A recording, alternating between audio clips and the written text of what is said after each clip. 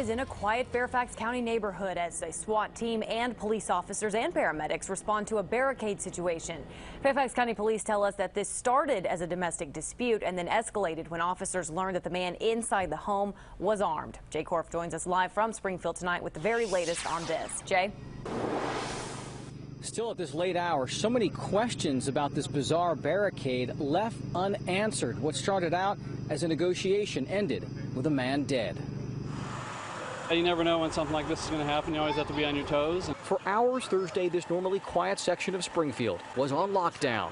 Very scary because I'd never seen SWAT team. I'm like coming down the street, I'm like, SWAT team? A tactical unit responded to a volatile standoff involving a male homeowner. Clearly it was serious. Scott Dowling walked out of his home and snapped this picture of a heavily armed officer poised to react. A police officer came up to me and said, "You need to get out of the area right now." Fairfax County police say mid-afternoon they responded to a domestic dispute in a townhouse on the 7900 block of Pebblebrook Court. They were told the man inside had weapons. Police say they negotiated with him near the front of the home for some 40 minutes, and then an officer shot the man. Investigators say the man then retreated into his house and refused to come out. We are investigating this as an officer-involved shooting. When the hostage rescue vehicle approached and made entry, and the folks that were going to render aid went inside, they did discover the subject inside deceased. Police say they are now focused on trying to figure out why a shot was fired and if this man was armed or not. First it just sounded like someone was just barricading in the house, but now hearing about gunshots and supposedly they shot somebody and killed him. I don't know all the facts, but yeah, it's kind of scary when you think about it.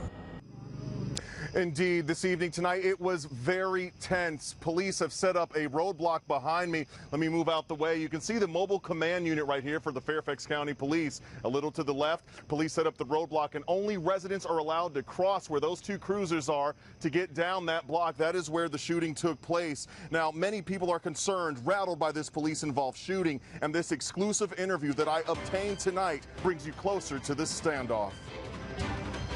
In this amateur home video you're seeing only on News 4, two Fairfax County police officers, a canine, kneel behind trees near a Springfield, Virginia townhouse. Now take a look at this. Another officer stands with his gun pointed directly at the suspect. The suspect is shown with the screen door open, dressed in shorts, a white shirt. Police say the man barricaded himself in the home and they negotiated with him for 40 minutes. At some point, Fairfax County police fired at least one shot, killing the man this evening. Neighbors tell me they only heard one shot. Seemed like a good guy. Tonight, Erica Epps tells me she's been the man's neighbor for 9 years. She's even hung out with his family in their townhouse. I feel really bad for the wife and children. You know, we know the kids. My daughter played with them. You know, really good kids. It just breaks my heart. Tonight, police tell me this all started around 2:40 this evening. Police received a 911 call from a woman telling them the man has weapons. Police drove to the 7900 block of Pebblebrook Court. They negotiated with the man.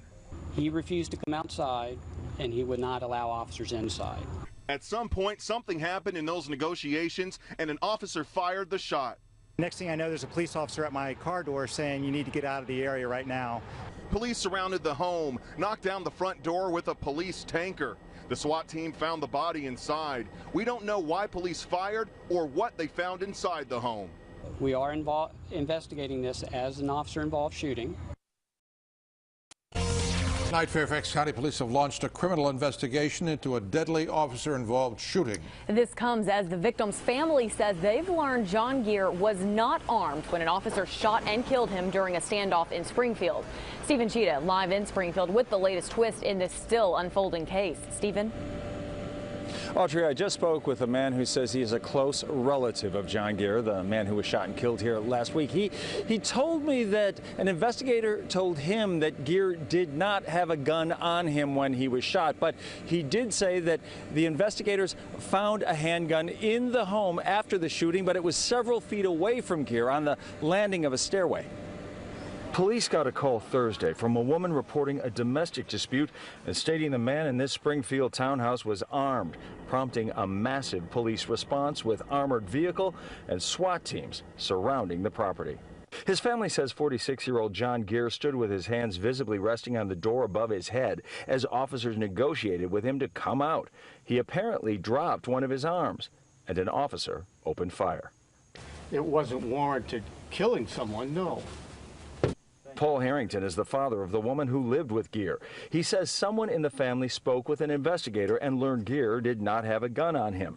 Harrington believes police are justified in looking closer at just what prompted the officer to shoot. I think there is an investigation of why a man just with his hands in the air and then lowering him all of a sudden got shot. I think possibly it's probably more of an accident, that maybe the cop or the police officer holding it might have jerked or something else. Malika Durder lives next door. She says she can't imagine Gear threatening anyone. She believes the officer who shot Gear misinterpreted the movement of his arm. I think they overdid it. You don't think? Knowing him, you can't imagine. No, I don't think so. The police overdid it. Now, once this investigation is wrapped up, the evidence will be handed over to the Commonwealth's attorney, who will make a determination about whether or not to press charges against the officer involved in this shooting. Now, as to why Gear would not come out of the home, his relative tells me that he had been going through some difficulties and that he was a very stubborn man. Reporting live, Stephen Cheetah, ABC 7 News.